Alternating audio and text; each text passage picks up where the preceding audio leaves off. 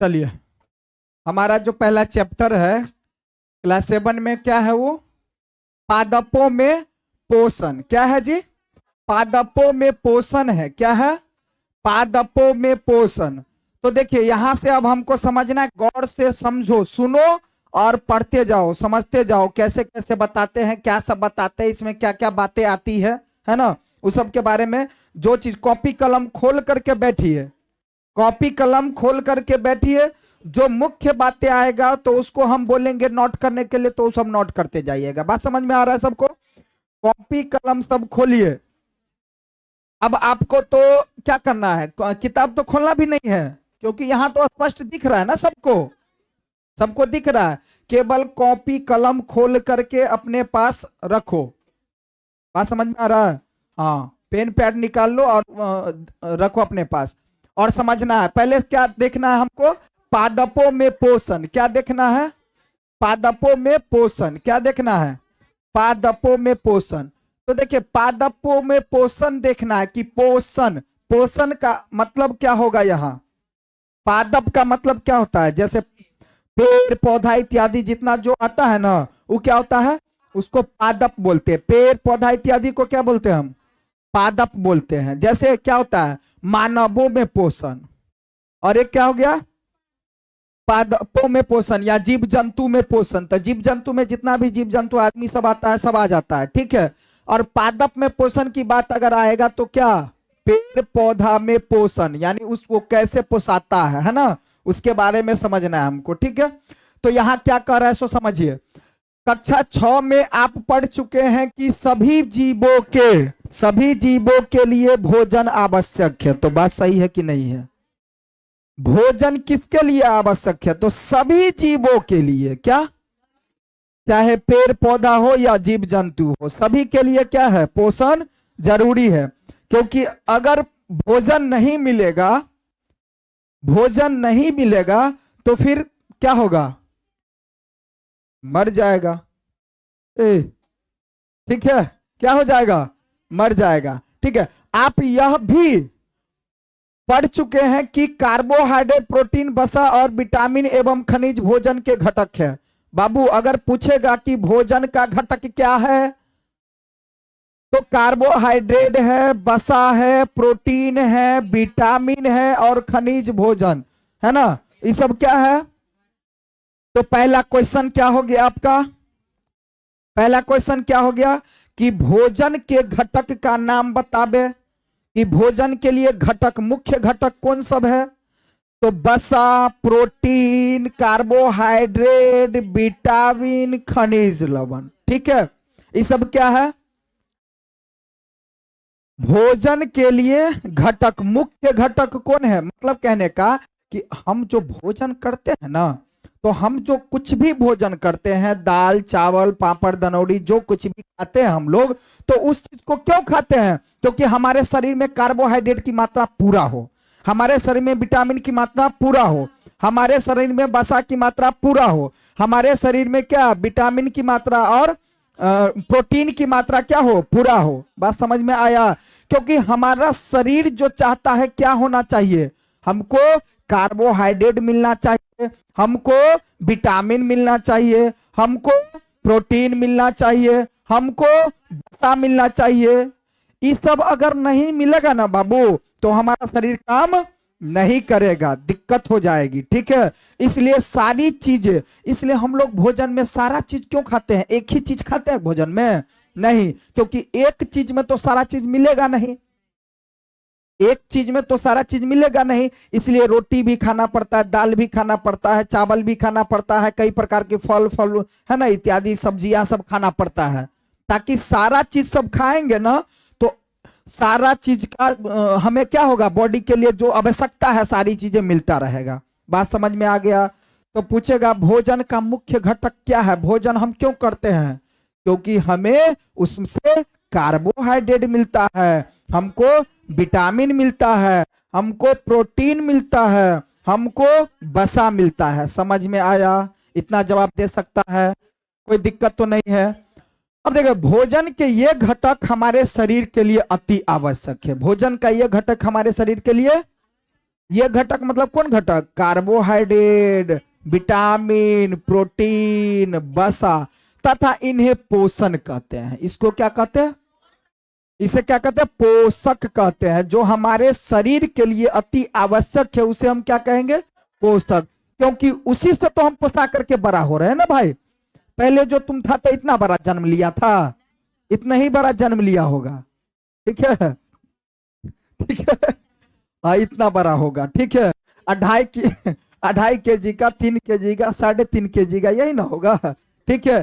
तो कहने का मतलब है, तो अब जो धीरे धीरे इतना बड़ा हो गया है, तो किसके कारण? पोषक के कारण, जो आपको कार्बोहाइड्रेट, विटामिन, वसा इत्यादि वगैरह मिल रहा था, ठीक है। आगे क्या कर रहा है? सभी जीवों को भोजन की आवश्यकता होती है। सभी जीवों को, जैसे पादप स्वयं के लिए भोजन बना सकते हैं। पादप, पेड़ पौधा क्या होता है बताए थे? स्वपोषी पोषण और परपोषी पोषण। स्वपोषी पोषण कौन होता है? जो अपना भोजन स्वयं निर्माण करता है, बनाता है ना। पादप स्वयं के लिए भोजन बना सकते हैं। पादप कौन क्या है?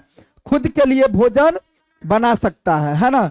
परंतु मानव सहित कोई भी प्राणी अपना भोजन स्वयं नहीं बना सकता। पूछेगा कौन अपना भोजन स्वयं बना सकता है? पेड़ पौधे। लेकिन मानव और जीव जंतु में कोई अपना भोजन खुद से नहीं बना सकता है। बात समझ में आया? तो कौन ऐसा जीव है जो अपना भोजन स्वयं बनाता है? पेड़ पौधा बनाता है। ये बात पता है? पेड़ पौधा क्या करता है? अपना भोजन स्वयं बना लेता है। बाकी उसके अलावा कोई ऐसा नहीं है जो अपना भोजन बनाए। चाहे मानव हो, कोई भी प्राणी हो, अपना भोजन स्वयं नहीं बना सकता है। वे पादप अथवा पादपों के आहार ग्रहण करने वाले जंतुओं से अपना भोजन प्राप्त करते हैं। कोई भी मानव जो है वो क्या करता है? पादपों से, मतलब पेड़ पौधा। क्योंकि साग खाते हैं, कुछ भी दाल खाते हैं, तो किससे आता है? पेड़ से, पेड़ पौधा से ही आता है ना। तुम कुछ भी चावल खाते हो, दाल खाते हो, चाहे कुछ भी अगर हम बना करके खाते हैं, वो सारा चीज किससे बनता है? पेड़ पौधा से, वनस्पति से ही तो बनता है ना, है ना। पेड़ पौधा से ही तो बनता है ना। आहार ग्रहण करने वाले, और जंतु से अपना भोजन प्राप्त। जंतु से मतलब जैसे मछली खाता है, बकरी खाता है, मुर्गा खाता है, ये सब खाता है ना। तो जंतु को मार मार करके खाता है, नहीं तो पेड़ पौधा को से अपना प्राप्त करता है भोजन। बात समझ में आया? तो इसलिए कहा जा रहा है कि मानव सहित कोई भी प्राणी अपना भोजन तो स्वयं नहीं बना सकता। वे पादप अथवा पादप के आहार ग्रहण करने वाले जंतु से अपना भोजन प्राप्त करते हैं। अतः मानव तथा अन्य प्राणी प्रत्यक्ष अथवा परोक्ष रूप से पादपों पर निर्भर है। मानव और अन्य प्राणी क्या है? प्रत्यक्ष रूप से किस पर निर्भर है? पादप पर। अब सोचो कि तुमको खाना किस चीज से मिल रहा है? पेड़ पौधा से, जीव जंतु से। क्योंकि हम लोग जो खाते हैं, जो कुछ भी खाते हैं, तो या तो जंतु को खाते हैं, जीव, छोटे छोटे जीव को, जैसे मछली वगैरह हुआ, या फिर कोई मान लो बकरी वगैरह खाता है ना। या कोई मान लो कोई मुर्गा वगैरह खाता, अंडा सभी सब खाता है ना भाई। तो ये सब क्या है? जंतु, जीव जंतु सब है। तो जंतु से खाता है, नहीं तो पेड़ पौधा से खाता है। अतः मानव अन्य प्राणी तथा प्रत्यक्ष रूप से अथवा परोक्ष रूप से पादप पर निर्भर है। किस पर निर्भर है? तो हम लोग किस पर डिपेंड करते हैं? पादपों पर। क्योंकि पादप अगर नहीं रहेगा, पेड़ पौधा नहीं रहेगा, तो हम क्या खाएंगे? सोचो, पेड़ पौधा नहीं रहेगा तो कुछ मिलेगा खाने को? कुछ नहीं मिलेगा। कुछ मिलेगा? तुम दाल खाते हो, पेड़ पौधा से मिलता है। चावल खाते हो, पेड़ पौधा से मिलता है। तुम कुछ भी खाओ, रोटी खाओ, कुछ भी दुनिया में ऐसा नाम बताओ जो नहीं मिलेगा पेड़ पौधा से। सारा चीज तो मिलता है किससे? पेड़ पौधा से मिलता। तो हम लोग किस पर निर्भर है? पेड़ पौधा पर। किस पर निर्भर है? पेड़ पौधा पर। तो पेड़ पौधा पर हम निर्भर है, इसलिए कहते हैं कि पेड़ पौधा लगाया करो। सभी आदमी पेड़ पौधा लगाया करो, कहीं ना कहीं पेड़ लगाया करो, ठीक है। बात समझ में आया जी? अब देखो, बूझो जानना चाहता है कि पादप अपना भोजन किस प्रकार बनाते हैं। बूझो, बूझो जो है ना, जानना चाहता है कि पादप अपना भोजन किस प्रकार बनाता है, ठीक है। यही होगा ना जी?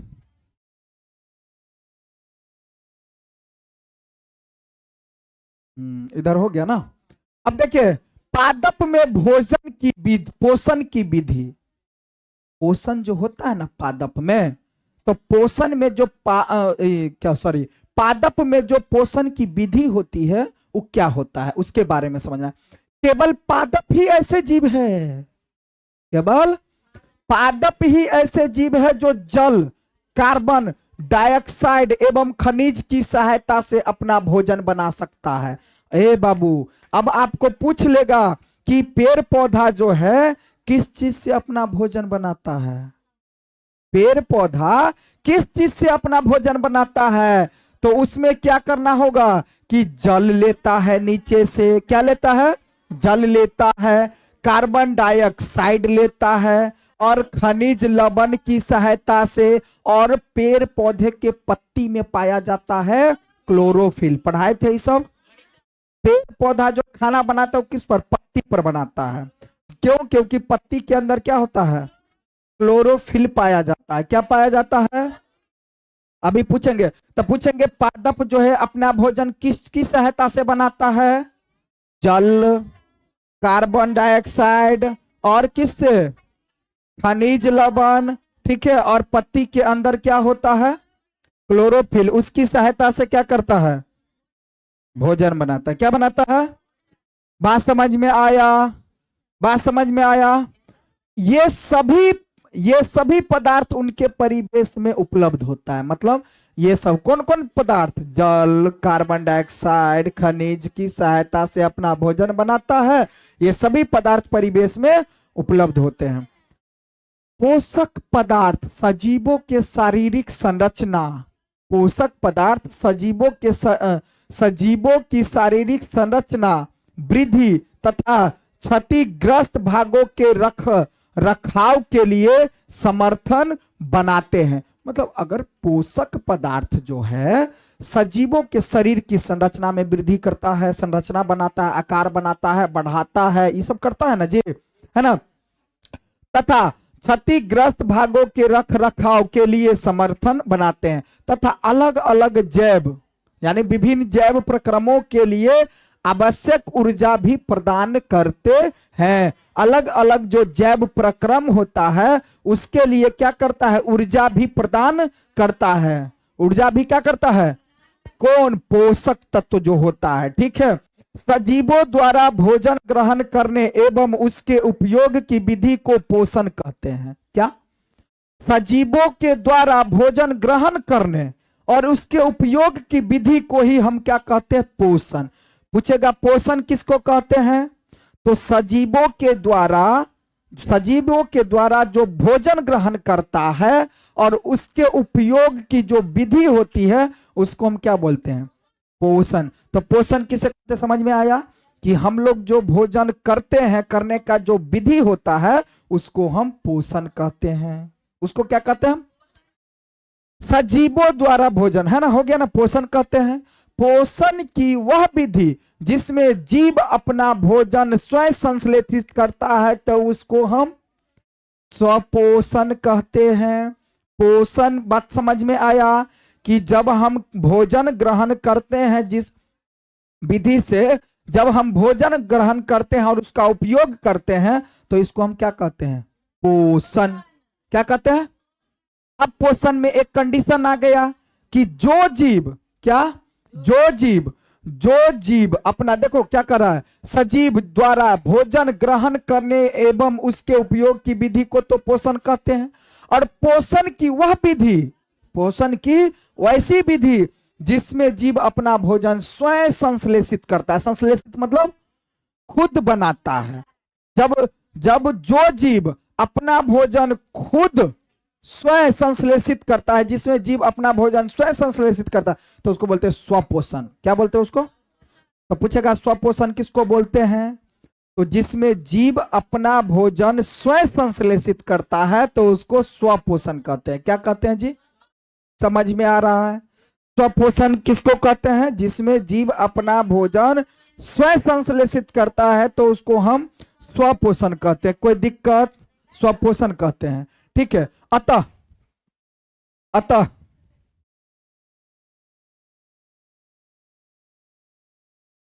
ऐसे पादपों को स्वपोषी कहते हैं। अतः ऐसे पादप को क्या कहते हैं? स्वपोषी। ऐसे पादप को क्या कहते हैं? तो जो पादप अपना भोजन स्वयं बनाता है उसको स्वपोषी पादप कहते हैं। क्या कहते हैं? तो स्वपोषी पादप कौन कौन है? पेड़ पौधा सब। हरे पेड़ पौधे ही होता है, लेकिन कौन? हरे पेड़ पौधे को हम क्या कह सकते हैं? स्वपोषी है वो लोग। क्या है? स्वपोषी है। जंतु एवं अधिकतर अन्य जीव पादपों द्वारा संश्लेषित भोजन ग्रहण करते हैं। तो देखो, पादप तो अपना भोजन स्वयं बनाता है, लेकिन जंतु एवं अधिकतर अन्य जीव सब, जितना भी जीव जंतु सब है, वो सब जो है पादप के द्वारा संश्लेषित भोजन ग्रहण करते हैं। उन्हें विषमपोषी कहते हैं। उसे क्या कहते हैं? तो जो अपना भोजन, जो पादप अपना भोजन स्वयं बनाता है उसको हम क्या कहते हैं?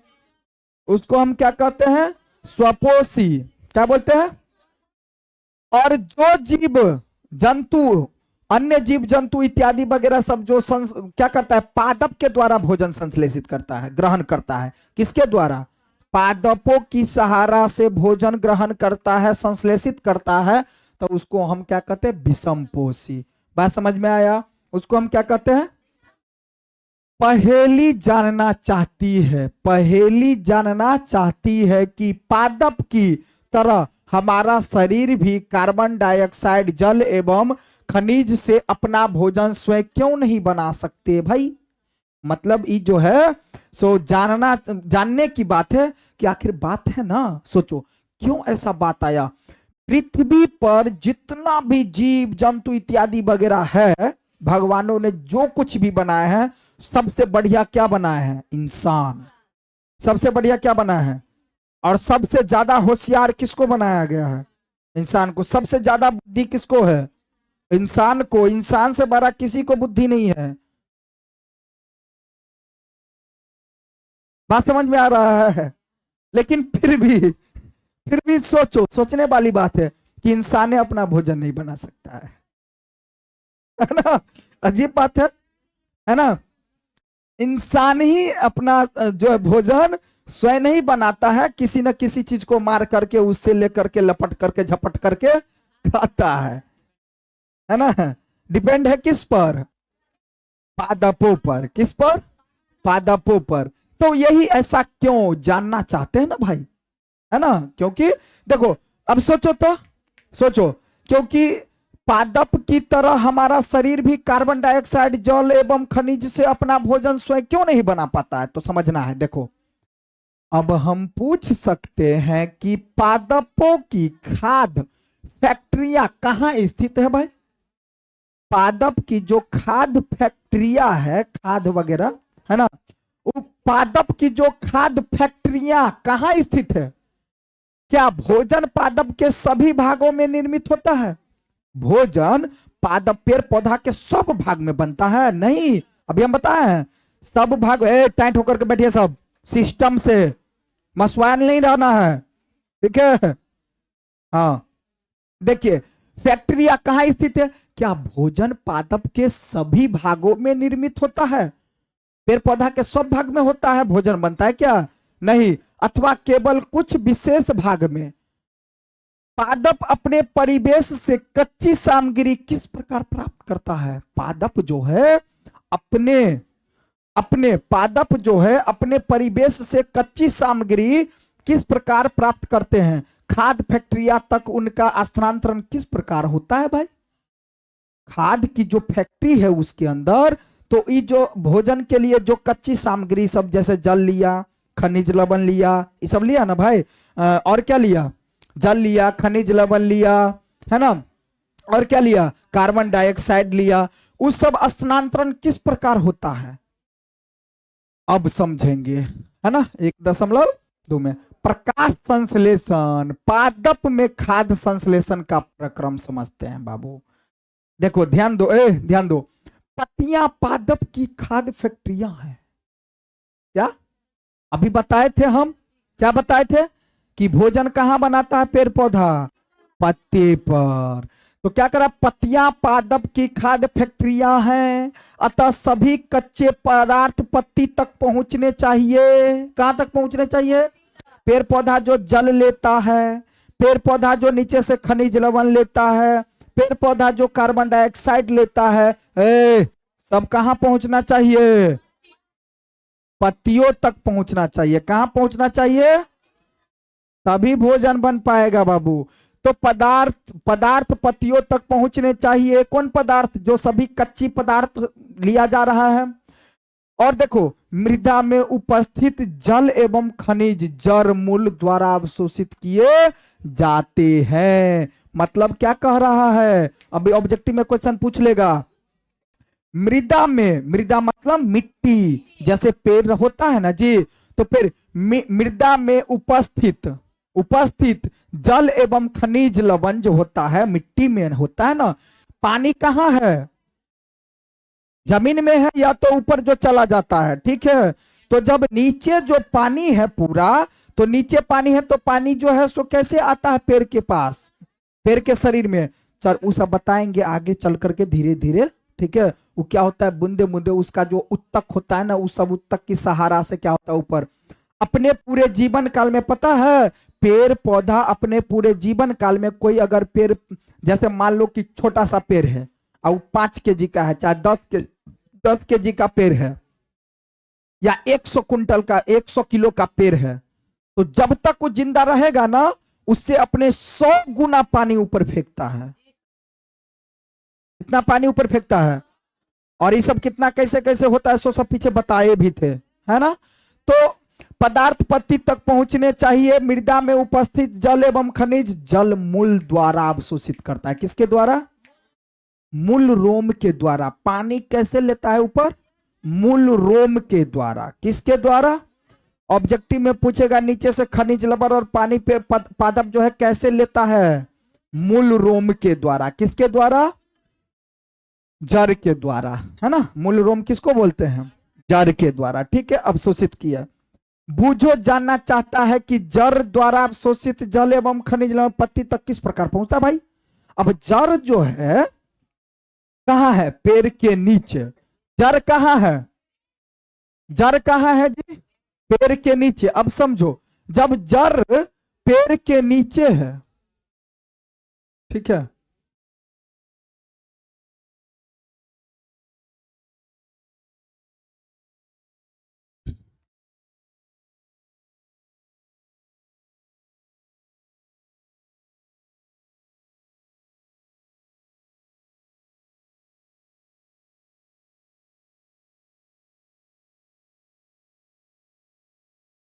देखिए जड़ क्या है जी?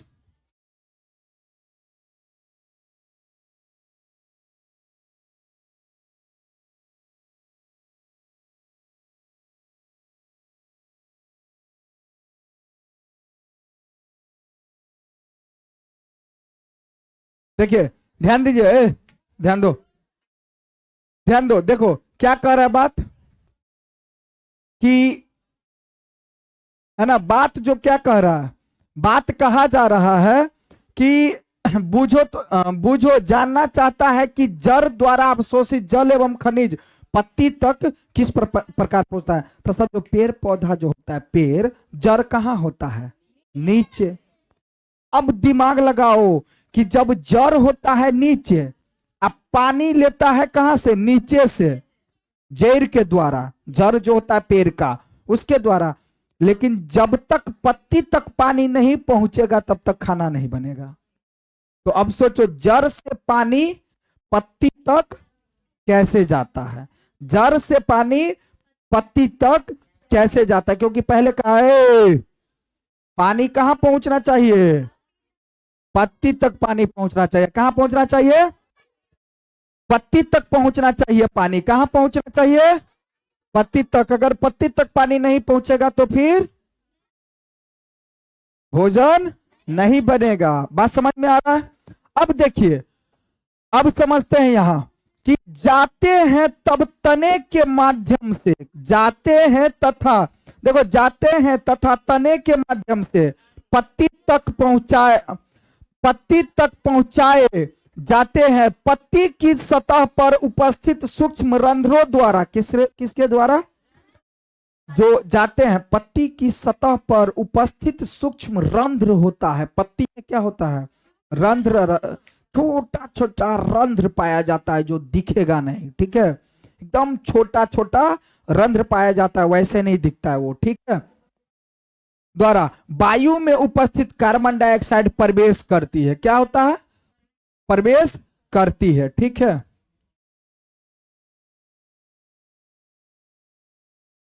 तो मतलब देखो, अगर पूछेगा कि जड़ से जो पानी कैसे जाता है, तो तने के माध्यम से। किसके माध्यम से? तने के माध्यम से पत्ती तक पहुंचाए जाते हैं। किसके माध्यम से? पेड़ का जो तना होता है उस तने के द्वारा क्या होता है? पत्ती तक पहुंचाता है। पत्ती की सतह पर उपस्थित सूक्ष्म रंध्र होता है। तब पूछा जाएगा पत्ती की सतह पर क्या होता है? रंध्र, रंध्र पाया जाता है। क्या पाया जाता है? रंध्र पाया जाता है, द्वारा वायु में उपस्थित कार्बन डाइऑक्साइड प्रवेश करती है। क्या करती है? अब देखो यहां हमको क्या समझना है? कोशिकाएं के बारे में। किसके बारे में बाबू? कोशिकाएं के बारे में समझना है। किसके बारे में समझना है? कोशिकाएं के बारे में। देखो कोशिकाएं जो होता है, सो देखो समझो, आपने देखा है कि इमारतें ईंटों से बनती है। बड़े इमारतें मतलब बड़ा बड़ा बिल्डिंग, बड़ा बड़ा ये जो है ना, बड़ा बड़ा बिल्डिंग सब जो बनता है किससे बनता है? ईंटों से बनता है। आपको पता है बाबू कि बड़ी बड़ी इमारतें जो बनती है किससे बनती है? ईंटों से बनती है। तो यहां समझना है कि इसी प्रकार सजीवों का शरीर भी सूक्ष्म इकाई से बनता है। किससे बनता है? अब समझ में आया? देखो शरीर जो है, जीव जीव का शरीर जो है किससे बना है? कोशिकाओं से बना होता है। बताए थे पीछे, जिसका शरीर एक कोशिका से बना होता है उसको बोलते एक कोशिकीय जीव, और जिसका शरीर अनेकों कोशिका से बना है, किससे? अनेकों कोशिका से बना है, उसको हम क्या बोलते हैं? बहुकोशिकीय जीव। क्या बोलते हैं उसको? तो हमारा शरीर जैसे एक एक छोटा छोटा ईंटा से क्या बना देता है? बिल्डिंग, वैसे ही छोटे छोटे सूक्ष्म कोशिका से मिलकर के इतना बड़ा शरीर बना देता है। बात समझ में आया? क्या करता है? एकदम छोटा छोटा कोशिका होता है, उस कोशिका से क्या बना देता है? इतना बड़ा शरीर बना देता है। बना देता है ना? बात समझ में आया? अब देखो क्या कर रहा है, इसी प्रकार सजीव का शरीर सूक्ष्म इकाई से बना होता है जो कोशिका कहलाती है। अर्थात अब पूछेगा कि किसी भी जीव का शरीर किससे बना है? कोशिकाओं से। किससे? आप पूछेगा तुम्हारा शरीर में कितने कोशिका लगा हुआ है? अनेकों। तुम्हारे शरीर में कितने कोशिका लगा है? जैसे होता है ना भाई, एगो घर हम बनेली तो 3000 ईटा लग गया, 4000 ईटा लग गया। बात समझ में आया? तो उसी प्रकार से तुम्हारा जो है शरीर बना हुआ है अनेकों कोशिका से मिलकर के बना है। कैसे? समझ में आ रहा है? हम लोगों का शरीर किसी भी जीव जंतु का से, अब कहने का मतलब क्या है? जैसा घर बनाएगा उतना ईटा लगेगा, जितना छोटा घर बनाएगा उतना कम ईटा, जितना बड़ा घर बनाएगा उतना ज्यादा ईटा लगेगा। तो अब दिमाग लगा लो, चींटी का भी शरीर किससे बना है? कोशिकाओं से। सभी जीव जंतु का शरीर किससे बना है? तो जिसका शरीर देखना इतना ही बड़ा बड़ा रहता है, इतना छोटा छोटा रहता है, इसका मतलब उसमें कम कोशिका लगल है। जिसका शरीर जितना बड़ा समझ जाना उसमें उतना कोशिका लगल है। अब समझ में आ रहा है बातें? तो शरीर किस चीज का बना है? देख,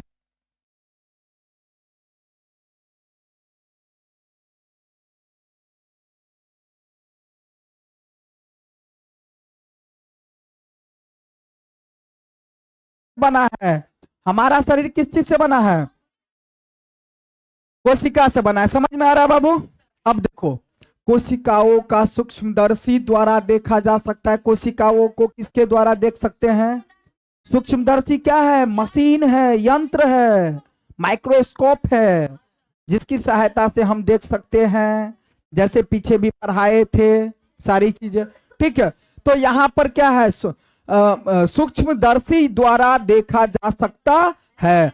कुछ जीव क्या, जैसे यहाँ देखो, जैसे देखो यहाँ अगर इसको वैसे नहीं दिखेगा, लेकिन एकदम देख रहा है ये सब कोशिका सब है, एकदम खद खद। देखो कोशिका का ई क्या हो गया, द्रव है। कोशिका का ई क्या है, और ई जो है सो ई क्या है, कोशिका की झिल्ली है। ई झिल्ली झिल्ली झिल्ली झिल्ली, ये सब क्या है। और ई कोशिका का केंद्रक होता है। क्या होता है, इसको बोलते हैं कोशिका का केंद्रक। किसको, इसको क्या बोलते हैं हम, इसको बोलते हैं कोशिका का केंद्रक, और इसको बोलते हैं कोशिका द्रव। द्रव, द्रव का मतलब होता है जो पानी पानी जैसा एकदम, ठीक है, दूध की तरह, पानी की तरह एकदम छोटा छोटा है। और कोशिका झिल्ली है, कौन, ई वाला, ई वाला, ई वाला, ई वाला।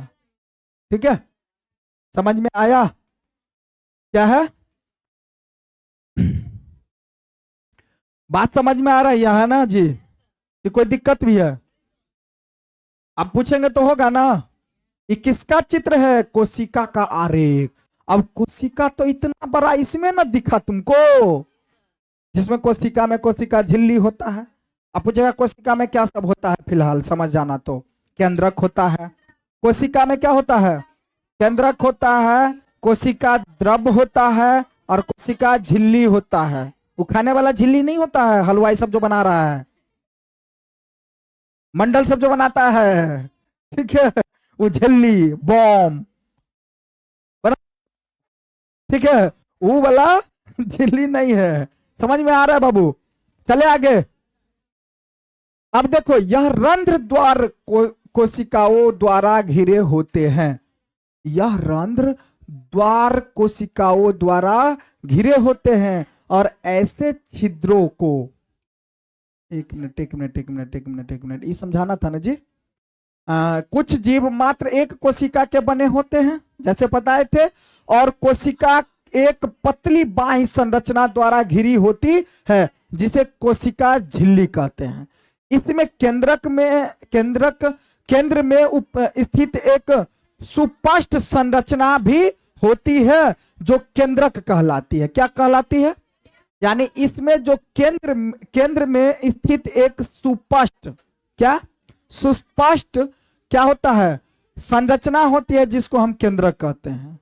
जिसको क्या कहते हैं, जैसे कि इसमें बताया गया, केंद्रक चारों ओर से जेली के समान एक पदार्थ से घिरा होता है। किससे, जेली के समान, जलेबी जेली जानता है ना, जेली के समान जो है एक पदार्थ से घिरा होता है। किससे, तो कोशिका द्रव से। किससे,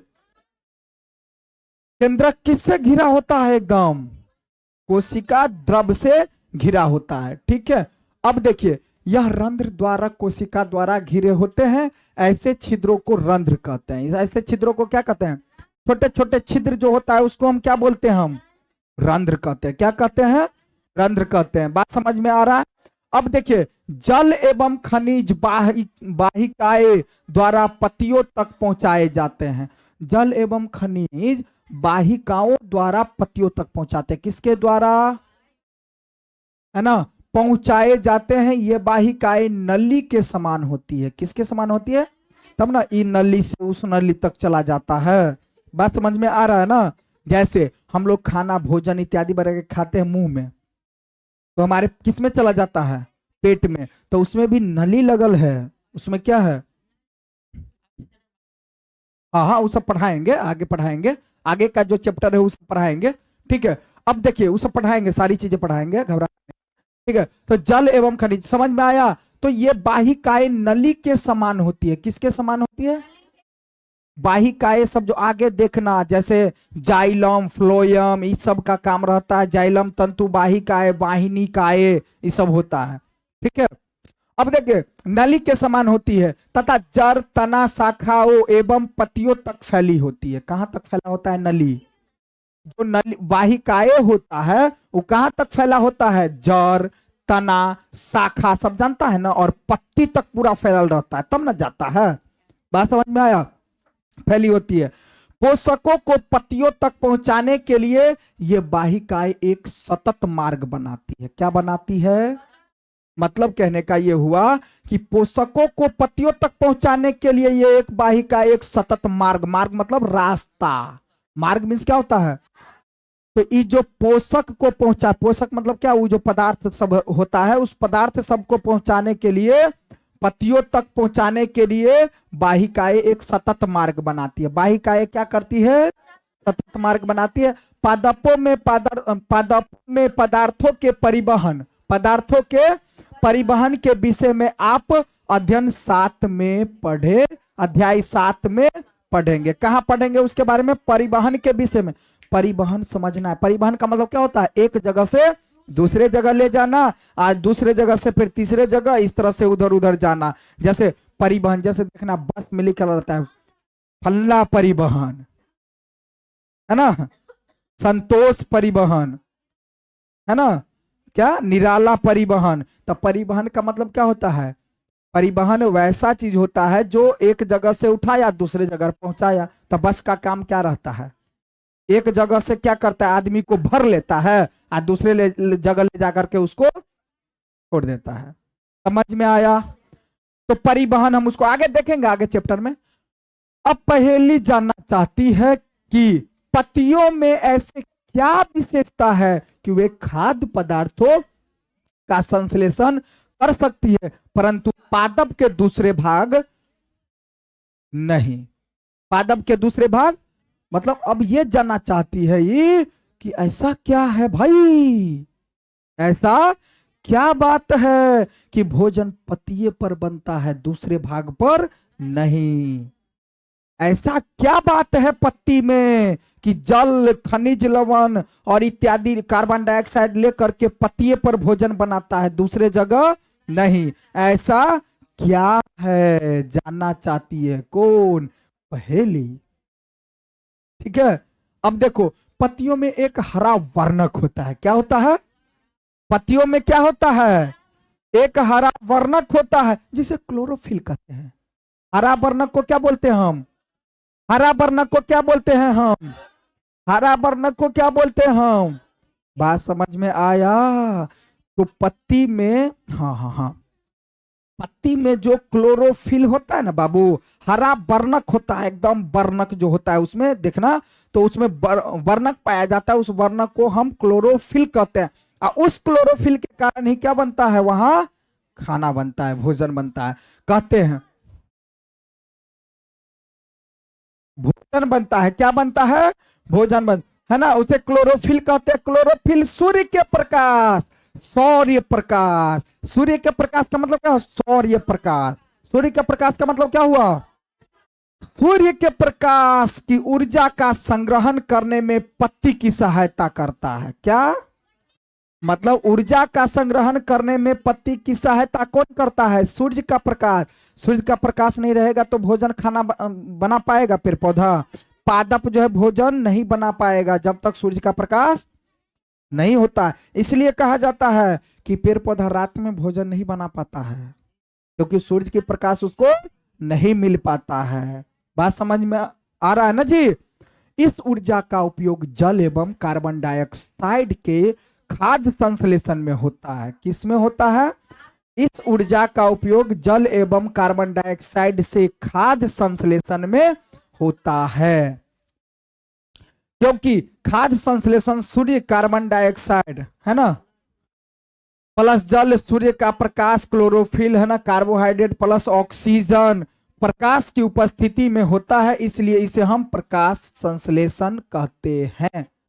तो प्रकाश का संश्लेषण क्या होता है, कार्बन डाइऑक्साइड चाहिए, जल चाहिए, सूर्य का प्रकाश चाहिए, क्लोरोफिल चाहिए, तो और वो क्या, कार्बोहाइड्रेट प्लस ऑक्सीजन प्रकाश की उपस्थिति में होता है। इसलिए इसे हम प्रकाश संश्लेषण कहते हैं। अतः हमने देखा है कि क्लोरोफिल, सूर्य का प्रकाश, कार्बन डाइऑक्साइड एवं जल प्रकाश, जल के प्रकाश संश्लेषण के लिए क्या है, आवश्यक है।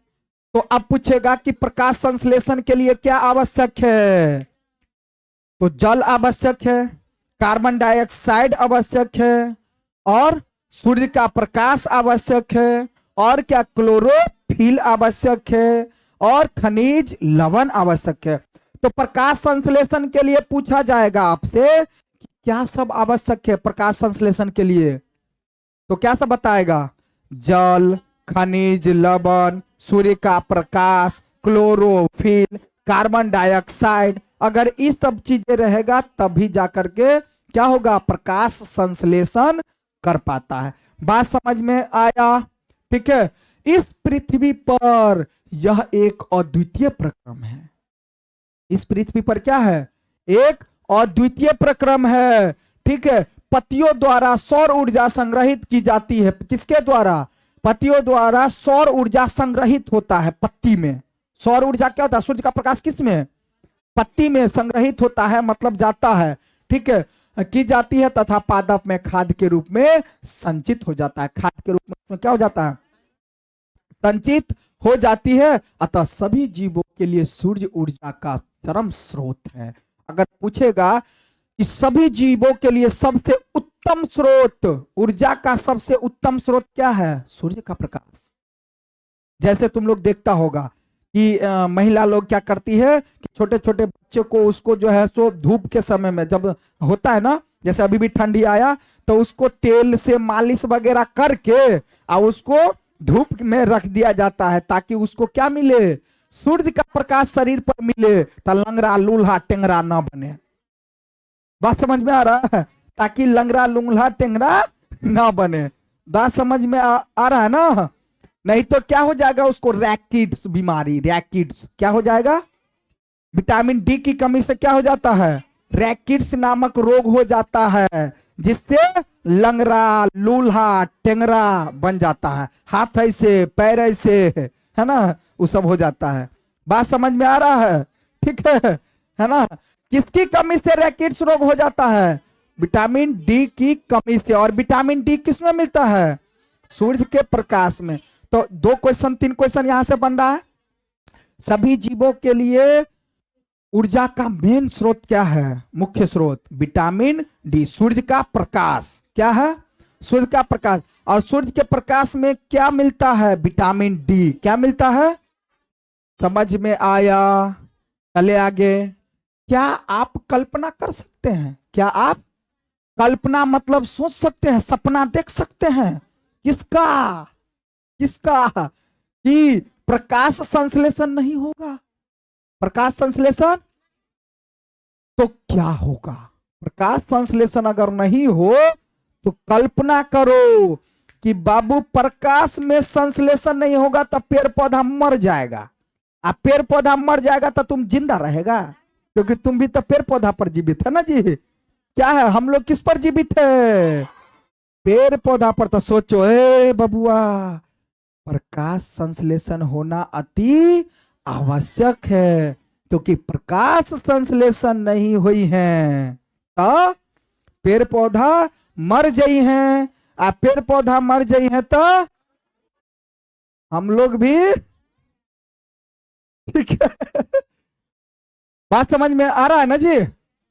ठीक है, तो कल्पना करो, सोचो कितनी बड़ी बात है। प्रकाश संश्लेषण न होने की स्थिति में खाद उपलब्ध नहीं होगा। क्या होगा? सजीव जीवों का अस्तित्व प्रत्यक्ष निर्भर करता है। क्यों? क्योंकि पादप पर ही तो निर्भर करता है ना। देखो, अस्तित्व प्रत्यक्ष अथवा परोक्ष रूप से पादप द्वारा निर्मित भोजन पर निर्भर करता है। इसके अतिरिक्त सभी जीव के लिए परम आवश्यक ऑक्सीजन भी प्रकाश संश्लेषण के दौरान निर्मित होता है। हम लोग क्या लेते हैं? ऑक्सीजन। तो ऑक्सीजन भी किसके कारण से मिलता है?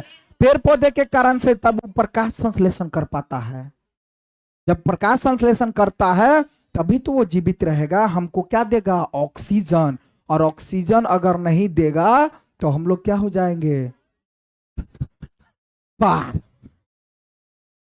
पार, है ना? ऑक्सीजन यहां से समाप्त हो जाएगा तो सब लोग समाप्त। समझ में आया? इसके अतिरिक्त सभी जीवों के लिए परम समय ऑक्सीजन भी प्रकाश संश्लेषण के दौरान निर्मित होती है। प्रकाश संश्लेषण की अनुपस्थिति में पृथ्वी पर जीवन की कल्पना असंभव है। अगर प्रकाश संश्लेषण अगर नहीं हो पाए तो क्या होगा? पृथ्वी पर जीवन जीना असंभव। असंभव क्या हो जाएगा? असंभव, है ना? क्या हो जाएगा? असंभव। जुआर उठता है इन लोगों का। ए, ए, असंभव करता है ये, डकैत बनता है जी। तो यहाँ कल्पना असंभव है। प्रकाश संश्लेषण के दौरान पत्ती की क्लोरोफिल युक्त, प्रकाश संश्लेषण के दौरान पत्ती की क्लोरोफिल युक्त कोशिकाएं सूर्य के प्रकाश की उपस्थिति में कार्बन डाइऑक्साइड एवं जल से कार्बोहाइड्रेट का संश्लेषण करती है, और इस प्रक्रम को हम निम्न समीकरण के द्वारा दर्शा सकते हैं। जैसे कार्बन डाइऑक्साइड प्लस जल और सूर्य का प्रकाश क्लोरोफिल द्वारा कार्बोहाइड्रेट प्लस ऑक्सीजन क्या करता है? कार्बोहाइड्रेट का संश्लेषण करती है। किससे? कार्बोहाइड्रेट का संश्लेषण और ऑक्सीजन का संश्लेषण कैसे होता है? कार्बन डाइऑक्साइड, जल, सूर्य का प्रकाश और क्लोरोफिल की उपस्थिति में। इस प्रक्रम में ऑक्सीजन निर्मयुक्त होती है। कार्बोहाइड्रेट अंततः पत्तियों में मंड यानी स्टार्च के रूप में संचित हो जाता है। पत्तियों में किसके रूप में? स्टार्च के रूप में क्या हो जाता है? संचित हो जाता। संचित मतलब उसमें रहता है ना, उसमें जमा हो जाता है, स्टार्च बना देता है। स्टार्च के रूप में क्या हो जाता है? संचित हो जाता है। स्टार्च के रूप में क्या हो जाता है? संचित हो जाता है। बात समझ में आ रहा है ना जी? बात समझ में आ रहा है ना जी? अब देख लेते हैं ना, इससे आगे जो है सो पढ़ा देंगे, ठीक है? इससे आगे हम लोग कल देखेंगे। फिलहाल यहां तक तो समझ में आया सारी चीजें। अब कल्पना कर सकते हैं हम लोग। क्या सोचो, पेड़ पौधा प्रकाश संश्लेषण अगर नहीं किया तो क्या हो सकता है? जय प्रकाश जय हो, है ना? ठीक है बाबू, कल चलेंगे इससे आगे, है ना?